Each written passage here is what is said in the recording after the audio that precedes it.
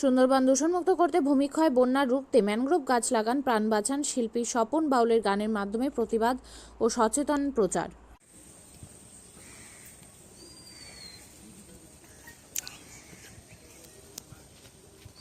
দাদা কোথায় যাচ্ছেন?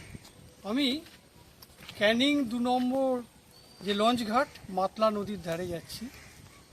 এখানে আমি আজকে মাতলা গাছ যে নষ্ট হয়ে যাচ্ছে, মাতলা নদীর ধারে যে ম্যানগ্রোভ গাছ কেটে ফেলা হচ্ছে, ম্যানগ্রোভ গাছ কেটে পাচার করা হচ্ছে এবং ম্যানগ্রোভ গাছ কাটার ফলে যে আমাদের পরিবেশ দূষণ হচ্ছে, ভূমিক্ষয় রোধ এবং বন্যা নিয়ন্ত্রণ করার জন্য ম্যানগ্রোভ গাছ লাগানোর জন্য সচেতন করার জন্য আমি আজকে এসেছি সুদূর পূর্ব বর্ধমান থেকে ক্যানিং 2 নম্বর ফেরিঘাট মাতলা নদীর ধারে। কি নাম আপনার? আমার নাম ডক্টর স্বপন দত্ত বাউল, পূর্ব বর্ধমান। কেন আপনি হঠাৎ এই সুন্দরবনে এলেন কেন? সুন্দরবনে এলাম কেন, অরণ্য সপ্তাহ চলছে, তাই অরণ্য সপ্তাহেতে আমি বিভিন্ন জায়গাতেই আমি গান করে বেড়াচ্ছি। গাছ লাগান, গাছ বাঁচান, কেউ গাছ কাটবেন না, একটি গাছ একটি প্রাণ।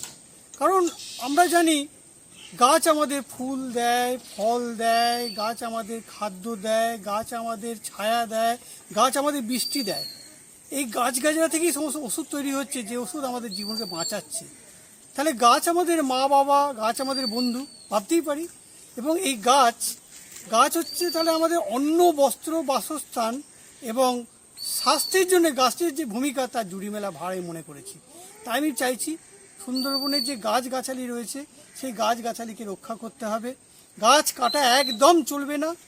যে পরিমাণ গাছ কাটা হচ্ছে সে পরিমাণ গাছ কিন্তু লাগানো হচ্ছে না। এইভাবে যদি সবসময় গাছ কেটে ফেলা হয়, যত পরিমাণ গাছ কাটা হচ্ছে বা বন্যা, ঝড়, প্রাকৃতিক দুর্যোগে যে গাছ নষ্ট হচ্ছে সেই গাছ কি ঠিক লাগানো হচ্ছে? লাগানো হচ্ছে না। তাই যদি হতো আজকে ভূমিক্ষয় রোধ হতো, বন্যা নিয়ন্ত্রণ হতো। সুতরাং তো প্রত্যেকেই বুঝতে হবে, সুন্দরবনের মানুষকে এবং বন দপ্তরকে এবং সরকারকে, যে আমাদের সুন্দরবনকে রক্ষা করতে গেলে গাছকে বাঁচাতে হবে, গাছগাছালিকে বাঁচাতে হবে, ম্যানগ্রোভ গাছকে বাঁচাতে হবে। ম্যানগ্রোভ গাছ কাটা চলবে না, প্রচুর পরিমাণে ম্যানগ্রোভ গাছ লাগাতে হবে। তবেই সুন্দরবনের পরিবেশ দূষণমুক্ত করা যাবে এবং ভূমিক্ষয় এবং বন্যাকে নিয়ন্ত্রণ করা যাবে। যদি আমরা সচেতন না হই, সুন্দরবনের মানুষ সচেতন না হয়, সাধারণ জনগণ, সরকার, বন দপ্তর, বনমন্ত্রী কেউ যদি সচেতন না হয়, তাহলে কিন্তু সুন্দরবনকে দূষণমুক্ত করা যাবে না। সুন্দরবনকে কিন্তু বন্যা থেকে বাঁচানো যাবে। আপনিও কি মুরগি প্রতিপালন করে আর্থিক লাভের মুখ দেখতে চান? হরেক রকম প্রজাতির মুরগির শাবক লালন পালন করে বিক্রয় করে লাভবান হতে পারবেন খুব সহজেই। তাহলে আর চিন্তা নেই, আপনার জন্য প্রচেষ্টা নিয়ে এসেছে সেই সুযোগ। একই ফার্মে হরেক রকম প্রজাতির মুরগি পেয়ে যাবেন এখানে রয়েছে করকনাথ মুরগি, এছাড়াও আছে গিনি, ফ্রিগেল, টার্কি দেশি, এছাড়াও কোয়েল মুরগির শাবক। পাইকারি এবং খুচরো বিক্রয় করা হয়। যারা মুরগি পালন করে লাভবান হতে চান তাদের সকলকে আহ্বান জানাই আমরা। আজই চলে আসুন আমাদের প্রতিষ্ঠানে। আমাদের ঠিকানা মহারাজাহাট, রায়গঞ্জ, উত্তর দিনাজপুর।